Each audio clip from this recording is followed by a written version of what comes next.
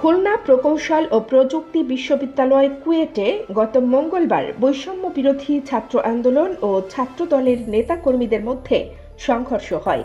এতে অর্ধ শতাধিক শিক্ষার্থী আহত হন। সংঘর্ষের জন্য ছাত্রদলকে দুষছে ছাত্র শিবির ও বৈষম্য বিরোধী ছাত্র আন্দোলন।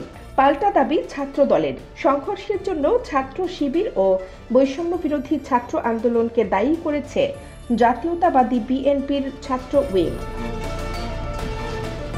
বিষয়টি নিয়ে বুধবার বিকেলে ঢাকা বিশ্ববিদ্যালয়ের টিএসসিতে সংবাদ সম্মেলন করেছে ছাত্রদল। সেখানে ছাত্রদল সভাপতি রাকিবুল ইসলাম রাকিব দাবি করেন, গুপ্ত সংগঠন শিবির এবং বৈষম্য বিরোধী ছাত্র আন্দোলনের কথিত কিছু শিক্ষার্থী কুয়েটে ছাত্রদলের নেতাকর্মীদের ওপর সন্ত্রাসী হামলা করেছে।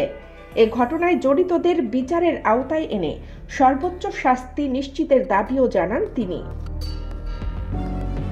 সংবাদ সম্মেলনে রাকিবুল ইসলাম রাকিব দাবি করেন, ক্যাম্পাসে ছাত্রদলের ইতিবাচক গণতান্ত্রিক কর্মকাণ্ড প্রশ্নবিদ্ধ করতেই পরিকল্পিতভাবে ষড়যন্ত্র করা হচ্ছে।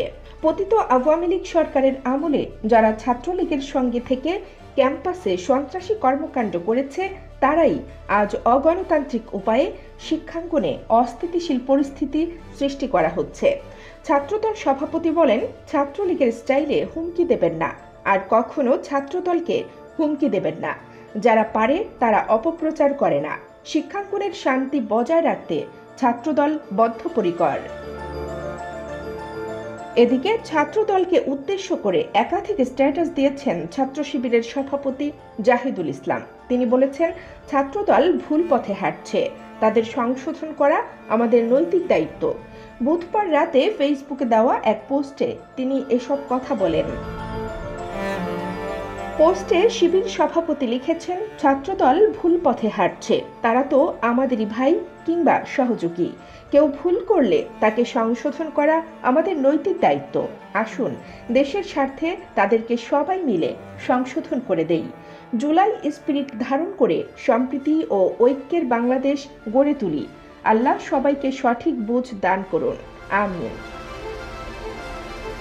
এর আগে মঙ্গলবার অন্য এক পোস্টে জাহিদুল ইসলাম ছাত্রদলের প্রতি আহ্বান জানিয়ে লেখেন, ছাত্রদলকে আমরা শত্রু মনে করি না, আমাদের লড়াই ফ্যাসিবাদের বিরুদ্ধে। তাদেরকে সরাসরি কিংবা কৌশলে অনেকবার বোঝানোর চেষ্টা করেছি। অতীত থেকে শিক্ষা নিয়ে গঠনমূলক ছাত্র রাজনীতি ধারায় ফিরে আসুন। কানিস ফাতেমা, খবর সংযোগ।